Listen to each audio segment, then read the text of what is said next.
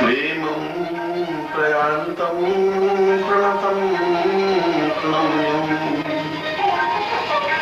हृदयं वतां पूर्णमदैव रूपं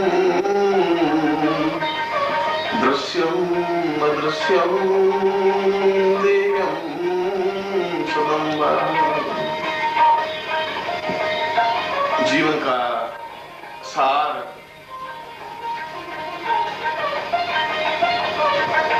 जीवन की उन्नति है और जीवन की उन्नति या जीवन की पूर्णता या जीवन की उपलब्धि सामान्य तरीके से संभव नहीं है, क्योंकि जीवन को समझने के लिए यह जरूरी है कि हम अपने आप को समझें, अपने आप को पहचानें। मनुष्य के शरीर को हम समझ ही नहीं पाए।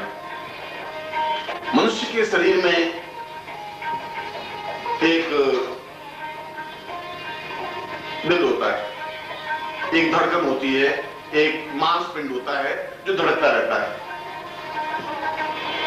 मगर उस धड़कन के पीछे, उस हृदय के पीछे एक और भाव प्रवण चित्त है। और उस चित्त को जब तक हम नहीं पहचानेंगे, उस चित्त को जब तक हम नहीं समझेंगे, तब तक जीवन के आनंद को हम समझ ही नहीं सकते। इसलिए पूरी तरह से जीवन को समझने के लिए गुरु और शिष्य को समझना जरूरी है। और कोई व्यक्ति गुरु नहीं है, कोई व्यक्ति शिष्य नहीं है। न गुरु कुछ अलग हो सकता है, न शिष्य कुछ अलग हो सकता है। तुम्हारे अंदर ही गुरु है और तुम्हारे अंदर ही शिष्य है। अंतर इतना है कि तुम अपने आप को अंदर में प्रवेश नहीं दे सके हो, बाहर ही बाहर देख सके हो। और बाहर तुम व्यापारी हो, तुम अफसर हो, तुम नौकरी पेशा करने वाले हो, तुम गृहस्थी हो, तुम किसी की पत्नी हो, तुम किसी की बहन हो, तुम किसी की बेटी हो, तुम कुछ हो मगर तुम खुद नहीं हो। और जब तुम खुद नहीं हो तब तक जीवन के उस मर्म को भी तुम समझ नहीं पाओगे, तब तक उस जीवन के आनंद को भी अनुभव नहीं कर पाओगे, तब तक जीवन के उस मूल सूत्र को पकड़ में नहीं लोगे, तब तक जीवन का रस तुम्हारे जीवन में प्राप्त नहीं हो पाएगा। क्योंकि सूरदास ने कहा है कि चित्त चकमक लागे बिना जीवन नाहि परंत, आदत पूर्ण पूर्वई सो गुरु सो पूर्वन। चित्त तो एक चकमक की तरह है, चकमक एक पत्थर की तरह, और ये मालूम नहीं है कि इस पत्थर में आग भी है, मगर जो ही दो पत्थर आपस में टकराते हैं, टकराते एक चिंगारी पैदा होती है। और वह चिंगारी जब पैदा होती है तो रोशनी पैदा होती है। वह चिंगारी जब पैदा होती है तो एक प्रकाश सा फूटता है। वह चिंगारी जब पैदा होती है तो एक दिखने का भाव पैदा होता है। मगर जब तक उस पत्थर से पत्थर का एक टकराहट नहीं होगी, पत्थर से पत्थर की रगड़ नहीं होगी, तब तक वो प्रकाश उठेगा नहीं, तब तक वो रोशनी फैलेगी नहीं। और तुम्हारा चित्त भी एक पत्थर की तरह है,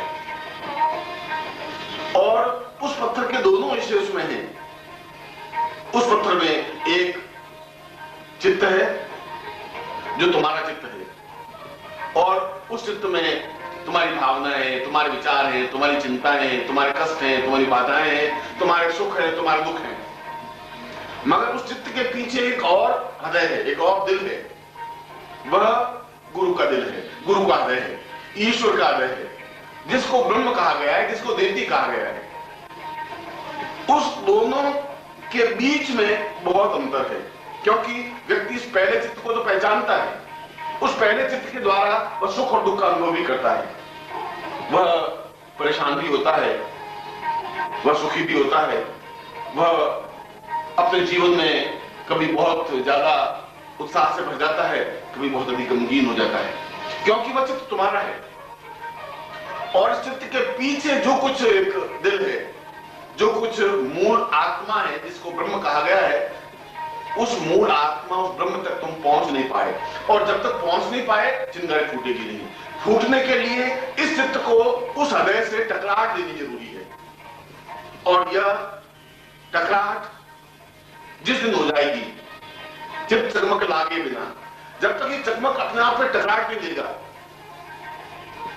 तब तक जीवन में रोशनी, तब तक जीवन में उपलब्धि, तब तक जीवन में पूर्णता का आभास हो नहीं सकता। और इसीलिए कबीर ने कहा है कि विरहण रोवे प्रेम सो घूंघट की पट ओर। विरहण, और हमारे शास्त्रों में बहुत समझदारी की बात कही, हमारे शास्त्रों में बहुत ही गहरी बात कही, क्योंकि हमने शास्त्र को समझा नहीं। शास्त्र में हमारे वेदों ने, हमारे पुराणों ने, हमारे उपनिषदों ने, हमारे चिंतकों ने, हमारे विचारकों ने, ऋषियों ने, मुनियों ने और ज्ञानियों ने साधना को या साधक को या शिष्य को स्त्री के रूप में देखा, पुरुष के रूप में नहीं। और वह कबीर कह रहा है कि विरहण रोवे प्रेम सो, उसमें प्रेम का अंकुर तो फूटा है। मैंने कहा विरहण, वह विरहण रो रही है, घूंघट की पटोट, इसलिए कि कबीर इस बात को समझता था कि प्रेम करने की कला केवल एक स्त्री कर सकती है, पुरुष नहीं कर सकता। क्योंकि पुरुष के अंदर, जो मैंने अभी बताया कि एक चित्त है और एक अंदर का हृदय है, और पुरुष के अंदर एक बुद्धि है और एक हृदय है, और वह बुद्धि संग्रह करना जानती है, बुद्धि छोड़ नहीं सकती, बुद्धि त्याग नहीं कर सकती। बुद्धि चाहती है कि मैं ज्यादा से ज्यादा कमाऊं और इकट्ठा करूं, बुद्धि चाहती है कि मैं सब कुछ इकट्ठा करके प्राप्त कर लूं। बुद्धि केवल लेना जानती है, पुरुष केवल प्राप्त करना चाहता है। पुरुष स्त्री में ये मूलभूत अंतर है। यदि आपने देखा होगा, प्रेम करने की कला में एक चिंतन में विचार किया होगा कि हमारे स्मृतिकारों ने, हमारे पुराणों ने, हमारे ऋषियों ने साधक को या शिष्य को क्यों प्रेमिका कहा, स्त्री क्यों कहा। जहां मैं प्रेमिका शब्द का प्रयोग कर रहा हूं या जहां मैं स्त्री शब्द का प्रयोग कर रहा हूं, वहां कोई नारी मूर्ति या नारी कृति नहीं, वहां पर एक भावनात्मक बिंब है, और वह भावनात्मक बिंब केवल नारी बन सकती है। वह भावनात्मक बिंब एक ऐसा शरीर बन सकता है जिसका हृदय पटल खुला हुआ हो, और इसीलिए बिना हृदय के जीवन में उपलब्धि प्राप्त नहीं हो सकती। और प्रेम में क्योंकि चित्त चमक लागे नहीं, और चकमक लगने पर एक प्रकाश फूटेगा, प्रेम का प्रकाश फूटेगा, एक ज्योति जलेगी, एक अंदर एक ऐसी प्रकाश, एक रस बिखरेगा जिस रस में डूब जाना चाहता है, जिस रस में अपूर्व अजीब सा आनंद की अनुभूति होने लग जाती है।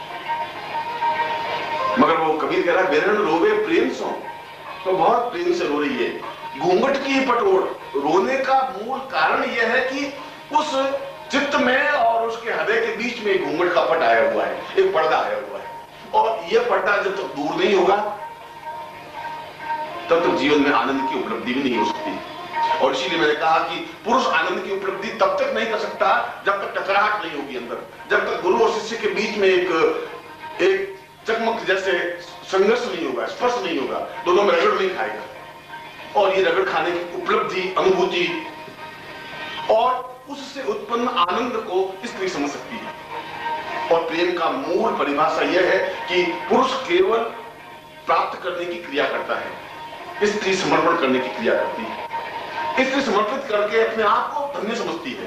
पुरुष इस बात को एहसास करता है कि मैंने बहुत कुछ प्राप्त किया, आज मैंने नारी शरीर को प्राप्त कर लिया, आज मैंने सुख प्राप्त किया, आज मैंने आनंद लूटा, आज मैंने कुछ लिया, आज मुझे बहुत अच्छा अनुभव हुआ। ये पुरुष, क्योंकि वह लेना जानता है, वह संग्रह करना जानता है। और नारी शरीर कहती आज मैं आत्मसमर्पित हो गई, आज मैंने समर्पण कर दिया, आज मैंने अपना सब कुछ लुटा दिया, सब कुछ दे दिया, सब कुछ प्रदान कर दिया, संतुष्टि दे दी, उसको संतुष्टि हो गई। कितने आनंद की बात है। ये देने की क्रिया केवल नारी में है, ये संग्रह करने की वृत्ति केवल पुरुष में है। ये दोनों में मूलभूत अंतर है। और जब प्रेम के क्षण आते हैं तब पुरुष और आंखें खोल देता है और चारों तरफ देखने लग जाता है, और नारी जब प्रेम की भावना में डूब जाती है आंखें बंद कर लेती है। वो अपने अंदर उस सामने वाले पुरुष को समेटने का प्रयास करती है, अपने अंदर उतारने का प्रयास करती है, अपने अंदर पूर्णता से निमग्न कर देने का प्रयास करती है। यदि आपने किसी को प्रेम करते हुए देखा है, किसी को आलिंगन होते हुए देखा है, किसी में एक दूसरे में समाते हुए देखा है, तो समर्पण की क्रिया केवल नारी शरीर ही कर सकता है, नारी ही कर सकती है, क्योंकि वह एकदम से उस प्रेम के शीर्ष क्षणों में, प्रेम के क्षणों में बिल्कुल आंख बंद करके समर्पित हो जाती है, समर्पित हो जाती है, आंख बंद कर लेती है, अपने अंदर उस पुरुष शरीर को, उस पुरुष को, उस प्रेमी को, उस हृदय को उतार देती है अपने खून में, अपने रक्त में, अपने मज्जा में, अपने देह में, अपने प्राणों में, अपनी चैतन्यता में। यह मूलभूत अंतर पुरुष और नारी का है। इसलिए पुरुष बनकर के साधना की ही नहीं जा सकती। साधना करने के लिए और साधना में सफलता प्राप्त करने के लिए नारी के मूल तत्वों को जागृत करना जरूरी होगा। और जब नारी तत्व जागृत हो जाएंगे, जब एहसास होने लग जाएगा, जब अंदर का हृदय कमल विकसित होने लग जाएगा, जो ही उसके अंदर एक भावना, एक चेतनता पैदा होगी कि मुझे बांटने की क्रिया करना है, क्योंकि प्रेम जितना ही ज्यादा बांटा जाता है उतनी आनंद की अनुभूति ज्यादा होती है। प्रेम संग्रह नहीं करता है, प्रेम अपने आप में समेट करके नहीं बैठता है। प्रेम ऐसी चीज है ही नहीं कि किसी का ख्याल आया हम चुप बैठ गए। प्रेम तो इच्छा होती है कि मैं ज्यादा से ज्यादा मिलूं। प्रेम का मतलब है ज्यादा से ज्यादा मैं समर्पित हूं। प्रेम का मतलब है अपने आप को ज्यादा से ज्यादा उसमें निमग्न कर दूं, दे दूं, अपने आप को न्यौछावर कर दूं। वह संग्रह नहीं करता और वो संग्रह नहीं करती। इसलिए जहां पर भक्त का भगवान से संबंध बनेगा तो समर्पण के माध्यम से ही बनेगा।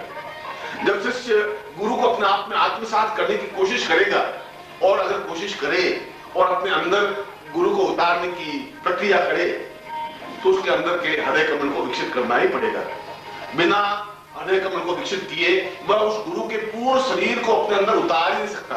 और शरीर को अंदर उतारने की क्रिया केवल नारी के द्वारा ही प्राप्त की जा सकती है। और नारी का मतलब है दया, ममता, करुणा, प्रेम, स्नेह, समर्पण। ये भाव पुरुष में नहीं, ये भाव केवल स्त्री में है। इसीलिए हमारे शास्त्रों ने जहां भी साधक का वर्णन आया है वहां स्त्री का वर्णन आया है। स्त्री के रूप में साधक को देखा है, भक्त को स्त्री के रूप में देखा है, क्योंकि वह स्त्रीत्व का भाव लेकर के, कोमलता का भाव लेकर के, एक आनंद की अनुभूति का भाव लेकर के वह अपने अंदर कमल को विकसित कर सकती है। वह भक्त पूर्ण रूप से कमल को जागृत कर सकता है, वह पूर्ण रूप से अपना हृदय पक्ष को खोल सकता है, पूर्ण रूप से एक मस्ती का जाम पी सकता है, एक चैतन्यता का जाम पी सकता है। जिंदगी तो कुछ नहीं थी, एहसास ही नहीं था। जिंदगी में कोई बहुत बड़ी विशेषता नहीं थी, जिंदगी तो कुछ नहीं थी, कुछ एहसास ही नहीं था। तूने पिलाया, पता ही नहीं चला कि हम क्या हुए। अब पता चला। अभी तक तो जीवन बीत रहा था, कुछ पता ही नहीं चल रहा था कि जीवन में क्या हो रहा है। अभी तक तो ये एहसास नहीं था कि जिंदगी का मकसद क्या है, जिंदगी का अर्थ क्या है। अभी तो ये ज्ञान नहीं था कि मुझे जीवन क्यों मिला है, जीवन की मंजिल, मकसद क्या है। तूने मुझे एक बार देखा और मेरी जिंदगी संभल गई, बदल गई पूरी जिंदगी। एकदम से जिंदगी में एक नया परिवर्तन आ गया, एकदम से हृदय पक्ष जागृत हो गया, विकसित हो गया। एक तरह से उन दोनों के बीच में जो घूंघट का पट था खुल गया, दूर हट गया। और जो ही घूंघट का पट हटा, जो ही बीच में से पर्दा हटा, माया रूपी आवरण छिन्न भिन्न हुआ, त्यों ही साक्षात वह दर्शन सामने हो गए, जिसको एक शिष्य गुरु कहता है, जिसको एक भक्त भगवान कहता है, जिसको एक प्रेमी कहती है। इसलिए वो कहता है कि मेरी जिंदगी का कोई मकसद नहीं, मंजिल नहीं, तासुर नहीं। तासुर तो वही कि तूने नजर भर के देख लिया मुझे। मेरी जिंदगी में कोई बहुत बड़ी विशेषता नहीं थी। मेरी जिंदगी तो एक रूखे वीरान चल रही थी। उस जिंदगी में कुछ एहसास नहीं था।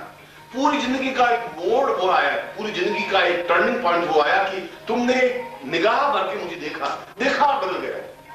एक ठोकर लगी, एक चेतना पैदा हुई, एक एहसास हुआ कि कुछ है और यह कुछ होना जीवन को पूर्णता की ओर अग्रसर करना है। ऐसा होते ही वह जो पुरुष भाव है, वह आक्रामक भाव है, वह संग्रह करने का भाव है, अपने आप तिरोहित हो जाता है, अपने आप उसका हृदय विकसित होने लग जाता है, अपने आप हृदय आगे बढ़ने लग जाता है।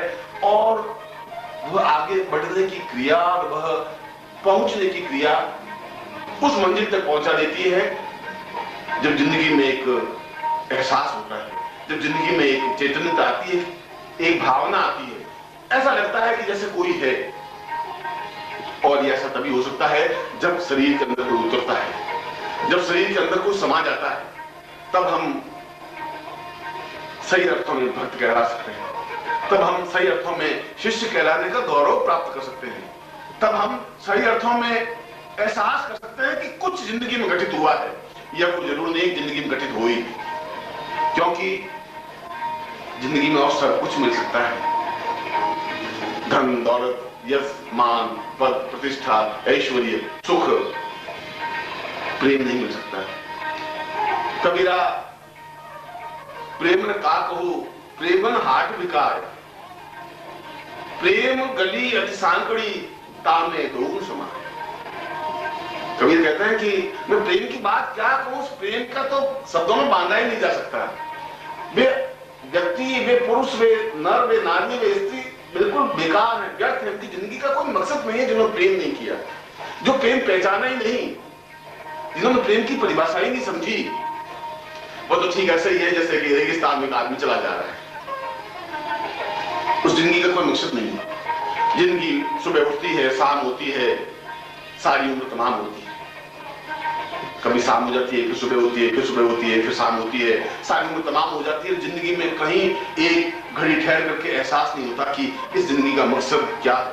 और कभी कह रहे हैं कि ये प्रेम गली बहुत सांकड़ी है, ये बहुत संकड़ी है, ये बहुत नजदीक है, तामे दो समा, इसमें दो नहीं समा सकते, इसमें तो केवल एक प्रेमी ही आ सकता है, इसके अलावा जीवन में कोई चिंतन नहीं आ सकता, इसके अलावा दूसरा कोई खेल बन ही नहीं सकता। बस वह केवल आया और जीवन में उतरा, वह गली में सामने आया, बस अब इसके बाद मेरा खुद का समाप्त हो जाना है, क्योंकि दो फिर रह नहीं सकते, मैं और वे दोनों अलग अलग तो होना संभव ही नहीं है, क्योंकि अब वो समय आ गया है कि वो पट अलग हो गया है, अब वो समय आ गया है कि घूंघट से पर्दा हट गया है, सामने पूरा चंद्रमा अपने आप में विकसित है, पूरी तरह से प्रकाश पैदा हो गया है। और जब तक ये पर्दा नहीं हटा था तब तक मेरे जीवन दुख था, मेरे जीवन विषाद था, मैं कभी हंस लेता था, कभी रो लेता था, कभी एहसास कर लेता था, साधना में मंत्र जपता रहता था, और 5 साल 10 साल 15 साल 20 साल हो गए, उस बार बार रटने से उसका अर्थ ही समाप्त हो गया, क्योंकि जीवन में सुकून जो मिलना था, जीवन में जो आनंद मिलना था, जीवन में जो तृप्ति मिली थी, वो मिल ही नहीं सकी, वो मिल ही नहीं सकती, संभव ही नहीं है। आंख मार के पालकी में बैठ करके साधना करने से सिद्धि नहीं प्राप्त हो सकती। सिद्धि प्राप्त करने के लिए दिल चाहिए, हृदय चाहिए, एक विकसित पुष्प चाहिए, कमल चाहिए, एक ऐसा कमल जिस पर ब्रह्मा आकर के गुंजरण कर सके, एक ऐसी खुशबू होनी चाहिए जो पूरे प्राणों में, हृदय में भर सके, बाहों में बांधा जा सके। अगर वो खुशबू ही नहीं है, अगर वो ब्रह्म ही नहीं है, तो उस पुष्प का खिलना और नहीं खिलना अपने आप में कोई मकसद नहीं है। और अगर तुम्हारे जीवन में प्रेम की कोई स्थिति आई नहीं,